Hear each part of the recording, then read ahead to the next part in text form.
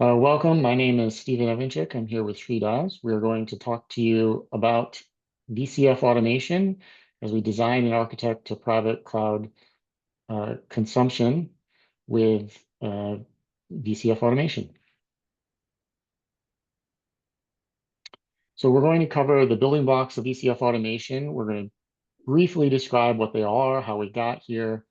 We're going to talk about the tenancy model and how to use VCF automation to make VCF multi-tenant.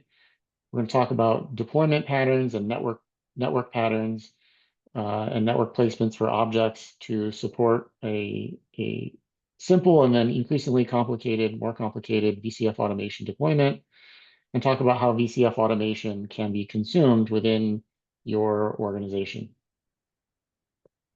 So no matter how you start, whether you're just a vCenter user with some vSphere clusters in vCenter with VMs, or you're an ARIA automation or vRealize automation customer with many vCenters and many clusters and many VMs, or you're a Cloud Director customer with multiple tenants with many different workload domains and vCenters and NSX and VMs, VCF automation is meant to be the destination for you.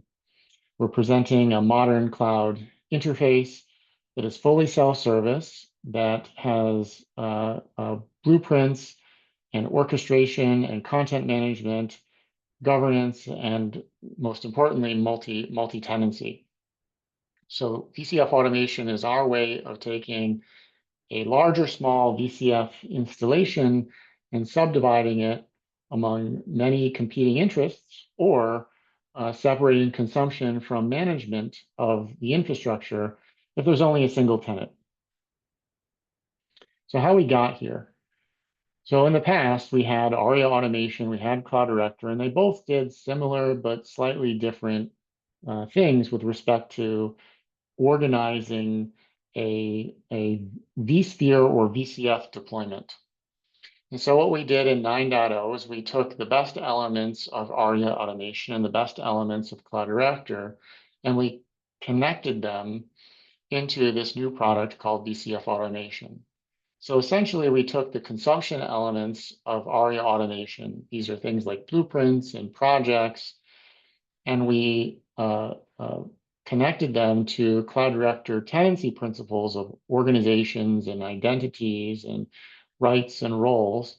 And that forms the foundation for the multi-tenancy and consumption constructs that you see in the product today. We also made another transition. Both ARIA automation and Cloud Director had some amount of abstractions over a vSphere virtual machine and host clusters and resource pools and all the other elements inside of a vCenter or NSX manager.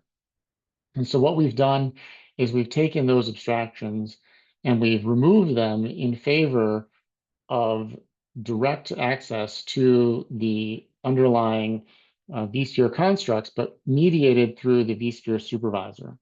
vSphere supervisor is a Kubernetes API endpoint that provides a Kubernetes-style API, as well as core tenancy constructs for VMs, VPCs, and namespaces, where namespaces are the core tenancy boundary within the SDDC. And so these three things together, the tenant portal, the tenant manager, and the vSphere supervisor, all come together to provide a VCF automation deployment. Now, unlike Cloud Director and ARIA automation, we did not implement, or we did integrate with VCF operations. So ARIA automation had an integration with operations. Cloud Director also had an integration with VCF operations. What's important to understand is VCF automation and VCF operation are tightly integrated, so that a consumption user who is provisioning VMs who needs to monitor the VM's performance can actually interact with VCF operations data and get reports about that VM or namespace, or even the organization-wide consumption metrics. And so that's all provided directly through VCF operations, and we've made that integration, very seamless, so that the tenant user can interact with the same tools that the administrator would use to understand, why a VM is performing the way it is. And this also extends into VCF Kubernetes clusters. So everything has come together, be it a consumption use case in VCF automation or the monitoring and management use cases for tenants inside of VCF operations. So this is diving in a little bit deeper into VCF automation. And the main theory behind VCF automation is we have infrastructure services. And you can see some examples on the left. The VM service is an obvious one. Can't have virtualization without VMs. But we've added more services. We've added a native Kubernetes service, which uses the VM service to provision Kubernetes clusters. We have a volume service for provisioning disks. We have a network service for provisioning VPCs, and we have a database service for provisioning database instances.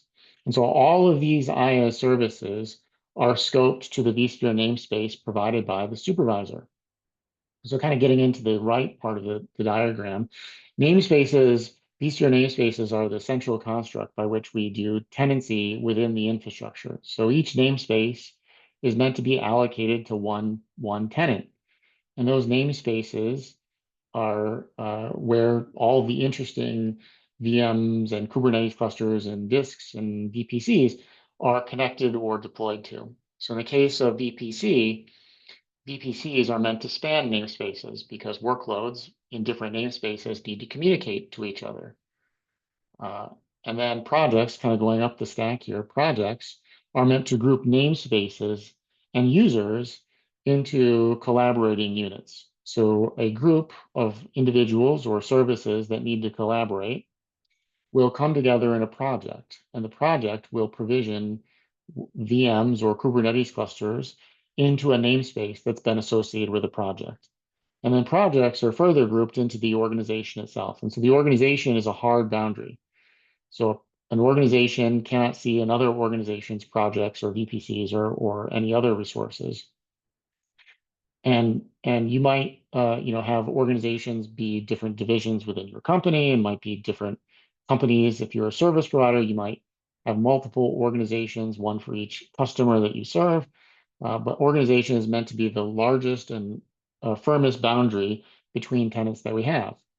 Projects, on the other hand, within an organization are meant to be, boundaries within the organization, and users are able to switch between different projects. So if you were a member of Project A and Project B, you can see the namespaces that are associated with those projects.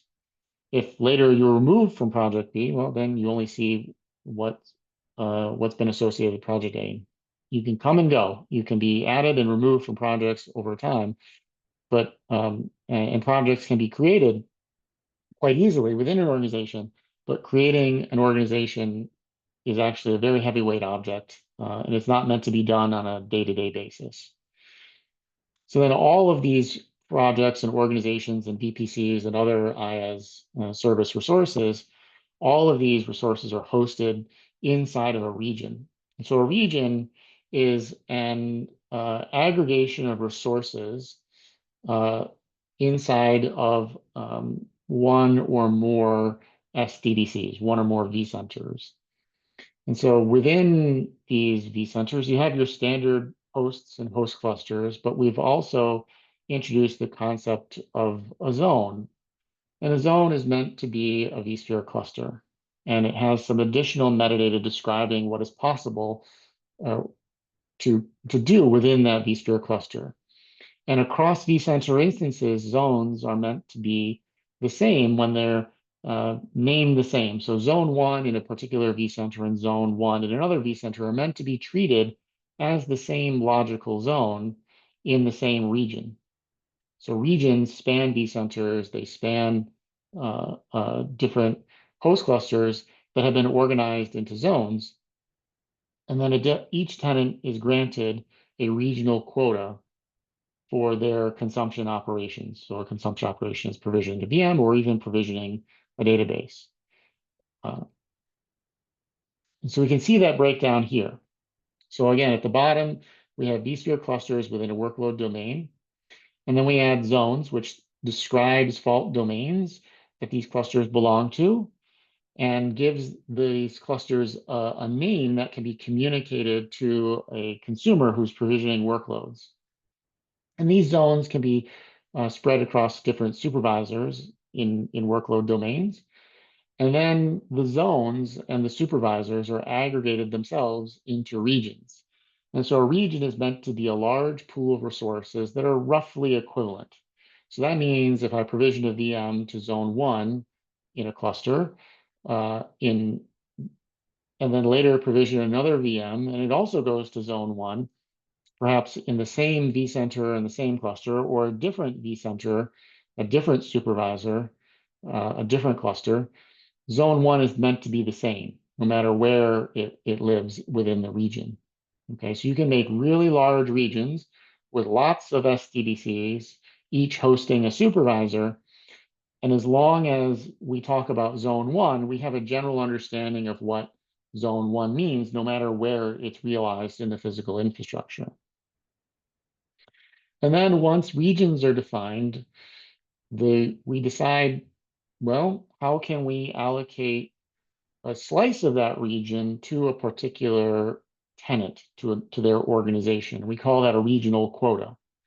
And so in this case, we see organization 1 has a regional quota in both regions, region 2 and region 1.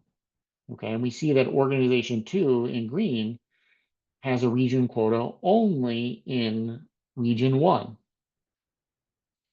And later, if organization 2 needed some region quota from region 2, that can be done quite easily. The region quota is just created and then granted to the organization 2. And whatever they've been provisioning in region 1 continues undisturbed. Now, we're going to switch gears a bit, and we're going to talk about what happens inside a tenancy. So in the previous slide, we're talking about what the provider is doing. So this slide describes everything that you do as a provider, someone who is administering the hardware and grouping all these resources into regions, and then deciding who gets to consume and how much they can consume. But once that decision has been made and an organization has been created, it's up to the organization's administrator to decide what users can consume which capacity and how much of that capacity can be consumed. And the organization administrator does this by creating projects. So projects are meant to be groups of applications and users consuming resources. And that resource is the supervisor namespace. Okay, so it's another level of tenancy that is very flexible and dynamic as projects come and go based on the needs of the org admin. The project can be deleted or reformed, or new namespaces created, or new users or old users can be added and removed. It's very flexible.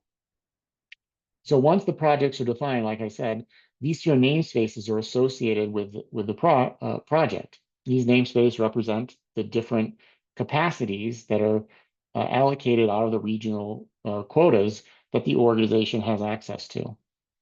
And then once the capacity has been allocated to the org, a VPC is also provisioned and connected to the different vSphere namespaces. And this allows connectivity between a namespace, between namespaces, whether it's a VM or a Kubernetes cluster.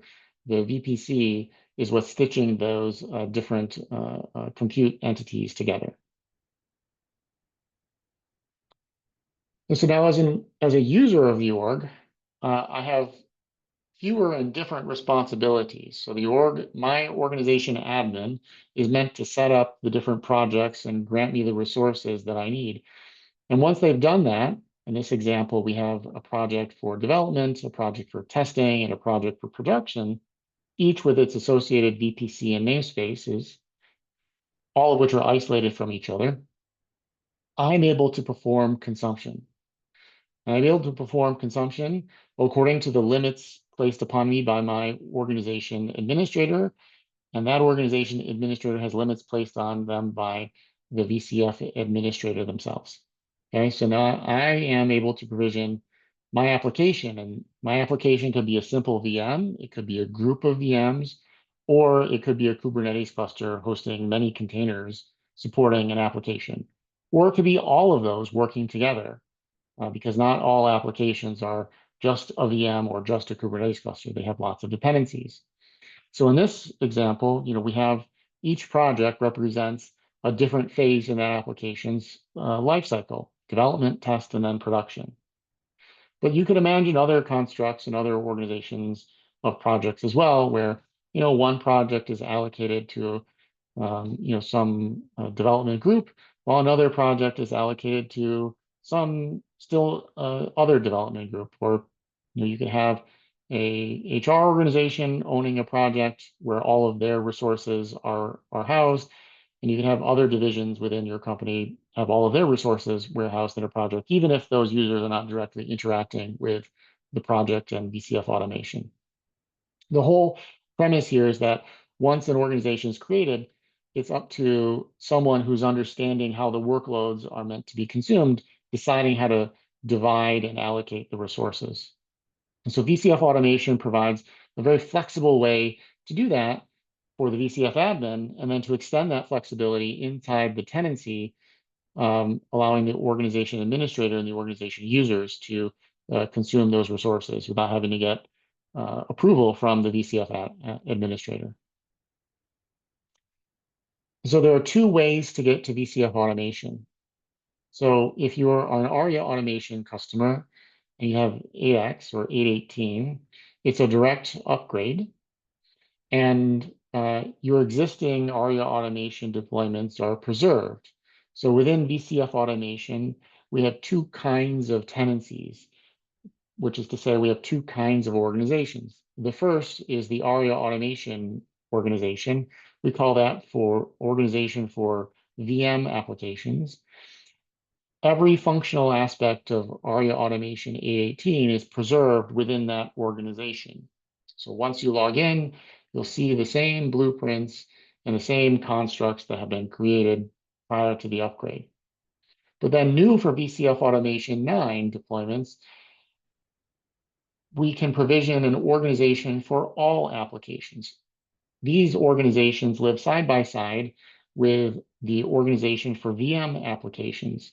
But the key difference is that the for all applications organization type is where the new VCF9 constructs like region and project with vSphere namespaces and VPCs exist.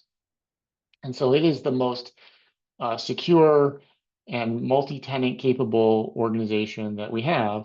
And it allows you to run a wide variety of applications that are all VMs or all Kubernetes clusters or a mix, without having to switch interfaces or have a very disjoint experience. And all of them are bound together at the network level using VPC in a unified way. So I'm going to turn it over to Sri for details about how we can get VCF automation deployed and up and running. Hey, thank you, Stephen. Let me see my screen for a moment.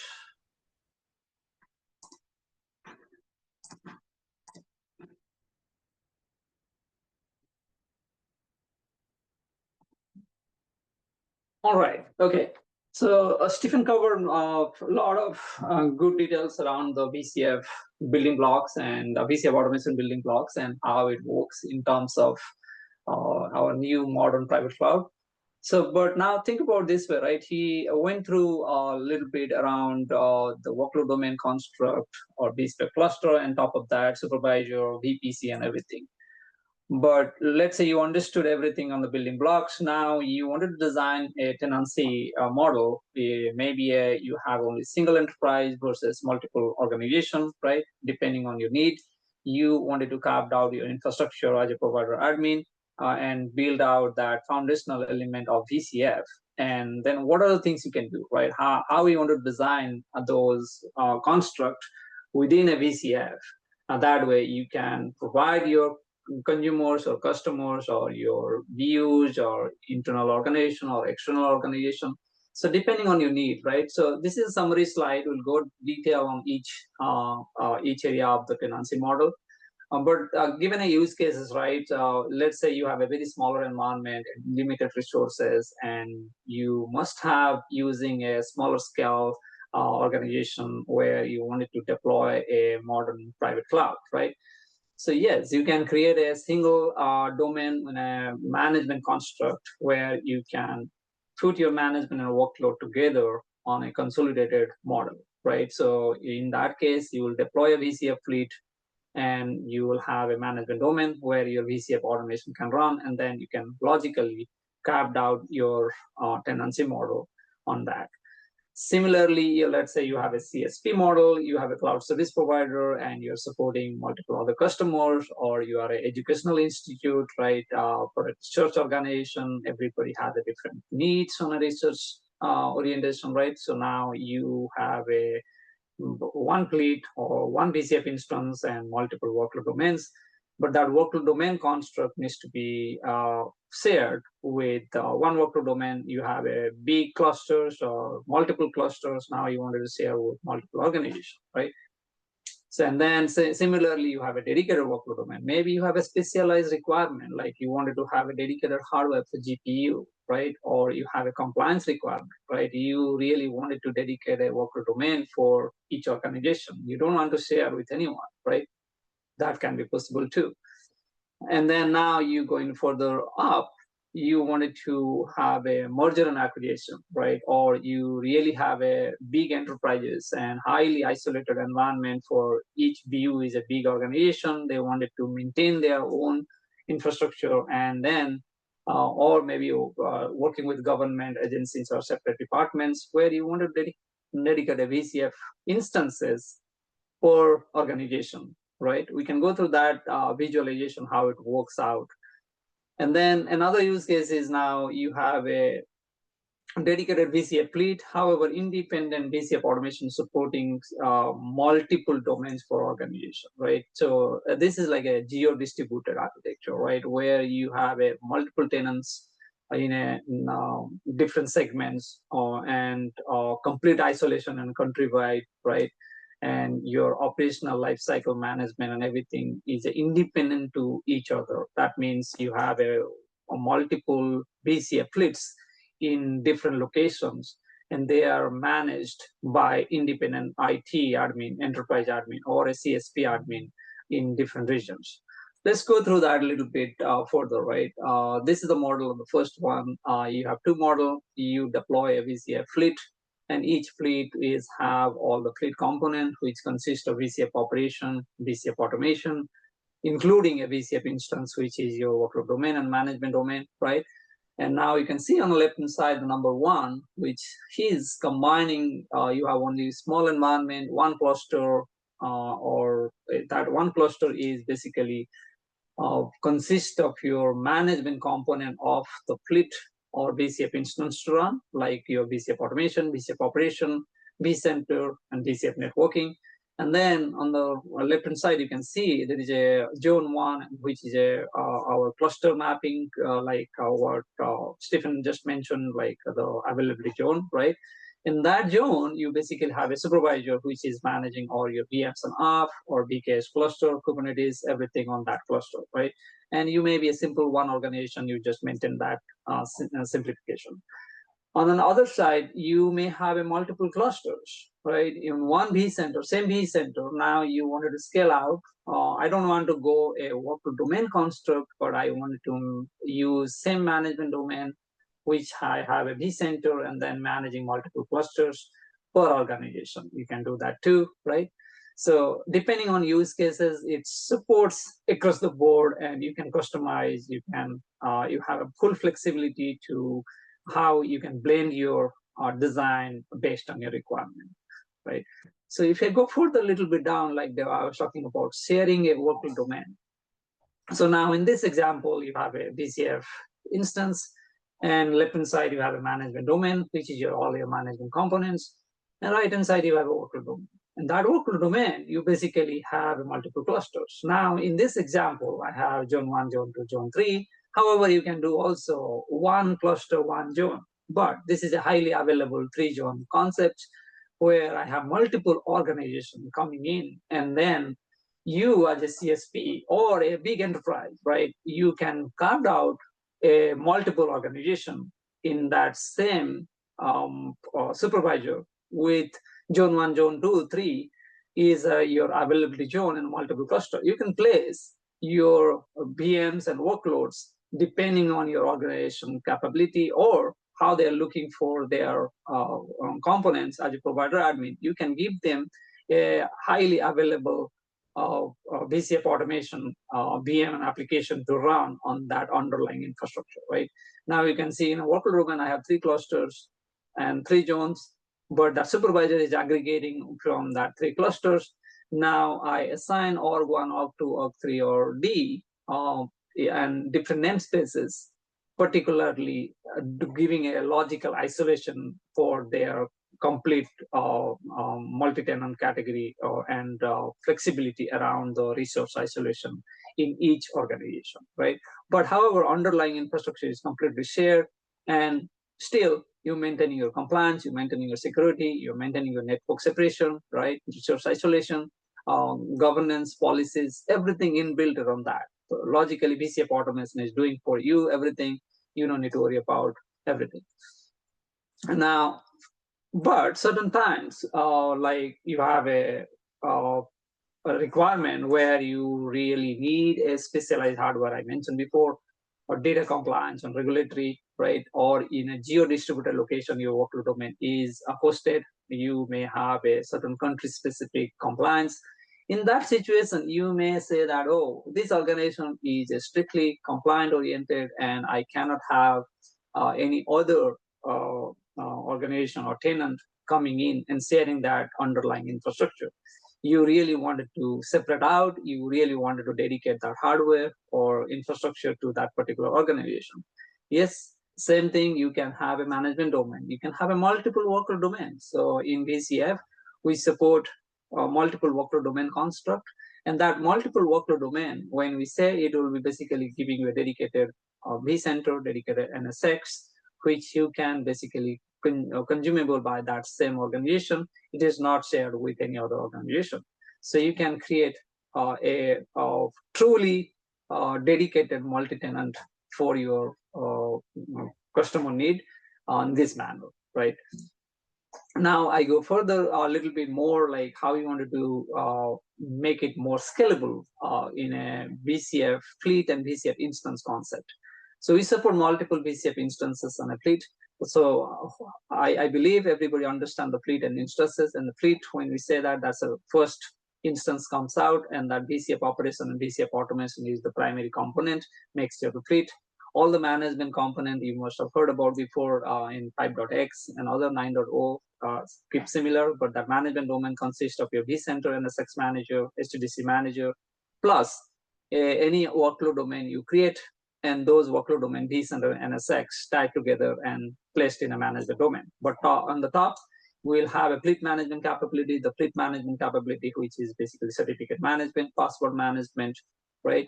And licensing management. Those things are part of that fleet.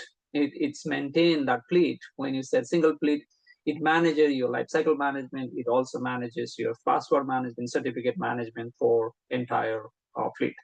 And that's where service provider comes in, and they manage those for entire instances, VCF instances inside a fleet. So in this example, we have one fleet, but multiple VCF instances. When I say multiple VCF instances, they're separated from a first instance. So you're on the first instance having your fleet plus VCF instance component like management domain or workload domain. On the right hand side, you have a VCF instance 1 and 2, right? Or 3, you can say. You can scale as much as you want. And that VCF instance particularly have a localized control plane of your lifecycle management, right? And that also provides certain capability to the tenants or organization who wanted to manage their own infrastructure and the lifecycle management of that complete setup. And on top of that, now you bringing in VCF automation to scale out deployment for each organization. Let's say, give an example, you're logging the VCF automation as a service provider or a provider admin or enterprise IT admin. You can say that, okay, I wanted to create a region in a VCF instance 1, right? in that region, and that region needs to be mapped out to a particular organization, right? And that particular organization may be hosting multiple cluster, multiple in a workload domain or multiple workload domain, right? You can go up to 24 workload domain in a VCF instance, right? And you can scale as much as you want, and you basically providing that scalable solution for a organization who needs that kind of scale or management capability, or and also it has also flexibility that they own that complete infrastructure. In that case, you can deliver that. Or even other case, like even though the service provider wanted to give that kind of control to the person or a tenant or a admin who is managing that particular tenant admin. So tenant admin may not look for a I need to have the access to complete infrastructure underlying. That's a service provider or enterprise IT is managing it. However, depending on your scale, your requirement, and large enterprise or a CSP, you can design such a way that your tenant admin, is not looking underlying infrastructure how you are providing them, but as a service provider admin or enterprise IT admin, you should be understanding that the scope of this deployment topologies or tenancy model can fit into where and how you wanted to mold that based on those requirements. Now, this is completely another one, last one I'll talk about. This is a multi-geo deployment, right? So you may have a America, Europe, Asia Pac, wherever you wanted to deploy a fleets. So now in fleet, you can see here, we have dedicated VCF automation, each VCF fleet. So that dedicated VCF automation is basically providing a modern private cloud experience to your customers. In every geo, you can have a fleet depending on your tenancy. So underlying, you can create same tenancy model like dedicated, shared, or geo-distributed architecture on each fleet. However, the requirement here is, okay, I wanted to have a strict SLA in each geo, right? Because you may not move certain workloads to a different geo due to compliance, due to network requirement, or due to have a latency requirement, right? So you still wanted to run a different SLA, right, in each region. In that case, you can go and deploy a fleet model where you can carve out your tenancy model on a VCF. Now let's look at all the 5 models we talked about. What is the deployment scenarios you will do in terms of VCF automation, right? So everybody knows so far that through VCF, with VCF installer, you can deploy architecture the way you want. But I just wanted to highlight few topologies, how you can map that out based on the requirement. So I'll go through 3 topologies, how usually it will work. In this example, let's say first one, you are very simple. You wanted to deploy a management domain cluster 1, which is a bring up day 0 with VCF installer. Everything comes out. You provide your ESX management network, vMotion, vSAN, host type, and everything. Those part of the VCF deployment, you will do that. On the right-hand side, let's say now you decided I have a VCF automation deployed on my management network, right? Now I wanted to go and configure or deploy and for my tenant consumption or organization consumption for a workload, right? In that example, on the right-hand side in C, you can do a certain way, right? You can have, you can go to your, after your day 0 activity, you can configure a VPC, right? And that VPC and the construct of supervisor and VPC is a mandatory component for VCF automation to work and as a consumption model, right? Anybody wanted to consume any workloads, VM and app, or even VK services or private AI foundation, any services you want to consume through VCF automation, this is the foundation component you need to do. You need to deploy a supervisor. You also need to configure a VPC, and you have to deploy an edge, an SX edge cluster. Then you can peer it to your T0, right? That's where we are coming in. So those 3-step process, you really need to deploy as one of the architecture. This is one of the architecture we're talking about. It's a management domain. one management domain, one vCenter is basically same vCenter where you are deploying supervisor, and same vCenter you are configuring VPC and associating to that edge gateways, right?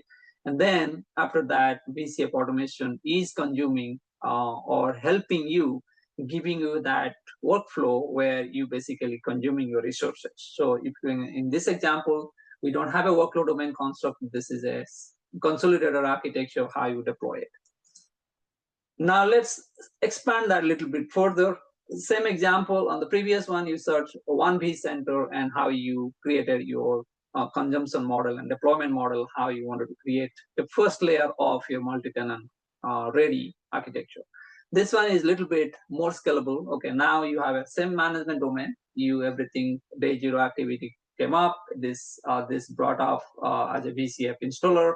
Everything deployed. Your VCF automation is deployed here. Now I wanted to create a dedicated workload domain, and that workload domain is now going to be dedicated for one organization, or you wanted to share with multiple organizations, right? We went through the tenancy model.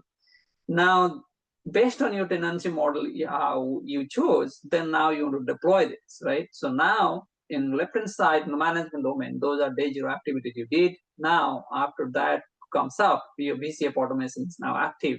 You need to go to the workload domain, you get ready a workload domain, you deploy a workload domain through VCF operation, right? And then once your workload domain is active and ready, then you basically deploy supervisor on that workload domain. And once supervisor active, you can also have NSX VPC connecting to your VMs and app with NSX VCF networking, right? So these are the concept, these are the things you need to do after day 0 or 0.1 or day 1 activities, right? To make sure that you are completing these prereqs before even your provider admin or tenant admin can go and configure a tenant resources and give a logical separation around your VMs and application, what you run on that infrastructure. Now, the third one is basically we talk about those two is pretty much fit into any tenancy model, the first 1 and 2, right? You deploy exactly the same way, no changes. But there's a little bit tweak on the third one. Let's say you are a service provider. Now you really have a requirement that you wanted to have a VCF automation should expose to an internet or external facing deployment, right? In this case, on day 0, when you deploy your VCF stack, you will skip on a VCF installer saying that, hey, I will deploy VCF automation later. And you will not deploy in that management network, which is here. That means you are deploying this VCF automation in day 1, right, to make sure this architecture supports for our customer and CSPs who really need this needs to be exposed to outside to public network, let's say. So in this example, before you deploy VCF automation, you need to prepare the network. So we basically deployed another VPC, right, on our VCF networking. And you can also deploy a TGW, and you also have a DMZ VPC, right? Both are terminated to a T0, right? You can bring in our VDPN firewall and other policies mechanism that where you can do the traffic separation between your DMZ and your internal subnet, which is going to VCF automation. You can take a look now that VPC, management VPC, which is my application subnet, that's basically connecting to my load balancer as well as DMZ also connected load balancer. And my VCF automation, the 3-node cluster appliance, which is also connected to that management application subnet, but it is not directly exposed to outside. So we have a WAF load balancer, right, where you can have certain policies where tenants, you can create those rules, which tenant is coming in and they can go to where, right? Similarly, you are a service provider admin, you can also create certain policies who is able to access and how that traffic needs to be rerouted through that DMZ subnet versus going to the management app, right? So we have a VCF design guide which talks about in a detail, right? If you wanted to take a look on this design patterns, which one basically fits to your requirement, you can take a look and go from there. So this is called deployment patterns. So now let's take a look the orchestrator. Similarly, orchestrator also, we support VCF orchestrator. You guys must have used before. If you have not, then we also support a embedded orchestrator part of VCF automation. But in this example, we are talking about a external facing, a manually deployed orchestrated pod organization. This is a not embedded orchestrator. This is a external orchestrator which you download and install it for organization. But now, let's say you have multiple organizations. Now you wanted to give that orchestrator particular access to that particular tenant or particular organization. In that case, you still need to go through certain network isolation. So that's what we're talking about here. So in this case, let's say I have an org A has an orchestrator. So I am associating to subnet 1 in a VPC. I also bring in a VDPN firewall to protect that policy. Oh, org A should not talk to org B, right? And then everything is going through one TGW, or you can go further. You can create multiple TGW and associate that with T0, right? So that can be also supported. So depending on how you wanted to control your org and org B or multiple organization, you can have that orchestrator deployed in this scope. Now let's talk about a few consumption. I'm not going to go every consumption pattern, but there are multiple consumption patterns end to end, which talks about how customer a logical view should see it as a service provider level or tenant admin standpoint or user standpoint. I'll just give it 3 scenarios. One is single enterprise, right? You are a very lightly associated with a single organization. You don't want it to go very granular level of isolation, but still you need some kind of isolation, right? And you still wanted to use modern private cloud with VM and container application or any other modern cloud application to run on this infrastructure. Then in this example, we have very simple one workload domain with a one cluster, and I associate it to one zone, right? And then we have a supervisor, which is basically a IaaS platform for my modern application to run, right? And then inside that, we configure a blue and green 2 organizations. So think about a use case, like you are a organization, a simple organization. You are a simple organization, but you have 2 views, sales and finance. Sales and finance in same VPC at the same organization, but you don't have a very restriction that, oh, if some point of time this VPC, dedicated VPC, is just giving 2 subnets, I'm okay with that, only subnet specific isolation. I don't want to have a very large scale deployment, different VPC, different TGW. I don't have a compliance requirement, right? Then you're okay with just deploying a simple topology. You deploy your NSX edges and you have a provider gateway, right? T0s, and then you associate it to a TGW, right? Single TGW and single VPC, and then just have a multiple subnets just to blue and green, right? This blue and green is depicting any organization have a 2 silos or 2 views or divisions or whatever, right? And then you can create that for a single organization. So the way you consume today the VRA or any other tools, this is exactly replicating that single organization can also have a simple isolation around the architecture. And we can go further granular level, how far you can go, right? This is one of the examples, simplest way to do it, right? Now, Okay, now let's go to the next one. Right now, you have multiple organizations. Let's go a little bit more deeper, right? Okay, now I have 2 organizations. Maybe you are a CSP or maybe a big enterprise. You really want a compliance, security. I don't want a noisy neighbor, right? I want my networks should be completely isolated from each other, right? In this example, same blue, right? Same cluster, didn't change anything much. But now I wanted to give more resource granular and visibility around my logical segments, right? In this example, now you see I have same T0, but now I configure a TGW that's dedicated for that tenant blue, right? Now I can bring in any other firewall, a DFW, and other things on that architecture. I can fit it anywhere I like, right? But still, I have to create certain granular network segmentation. That way, I can go further granular to protect that layer.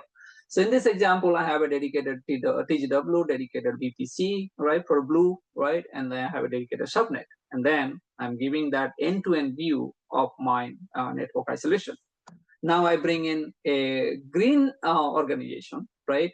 The green also has a dedicated green TGW, VPC, and subnet, which is dedicated. There's no sharing between those two. The previous one you saw, the VPC and TGW is shared between the both the views or divisions. Now here, in this example, it may be a Coke and Pepsi, or it may be your local sales and finance. It depends on how you wanted to go for the granular level of consumption, right? This is where your tenant admin, your org users and everything look at it, how far they can take it as in terms of your deployment topologies. They can figure it out based on those requirements.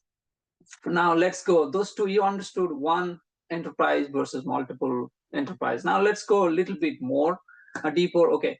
Now you have here same concept. You have multiple organizations, but now only one example on the green one. If you look at the green one, now I have two workload domain. That's two different regions, right? Different clusters, different hardware, different segments, right?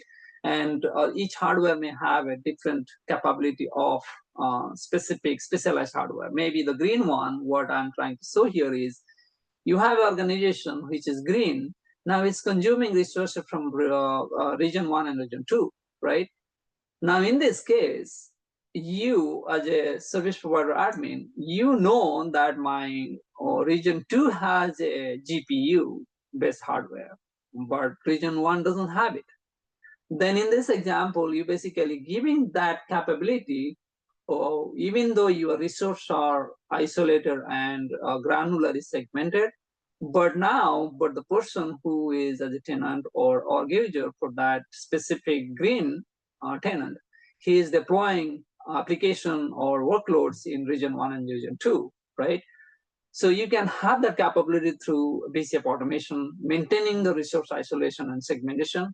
Plus, you have also giving a backbone layer 3 routing mechanism to they are only communicating with their workload and both region and region 2. But other blue and orange are still isolated and they are dedicated to that specific zones or specific regions, right? So you have multiple ways to look at it, how you wanted to create those architecture and design and the consumption layer for the organization depending on their needs. So these are our resources. I would say that's our holistically how we wanted to go beyond VCF automation, how it deploys, configures, consumes, and provides an end-to-end multi-tenancy and also self-service modern private cloud, right?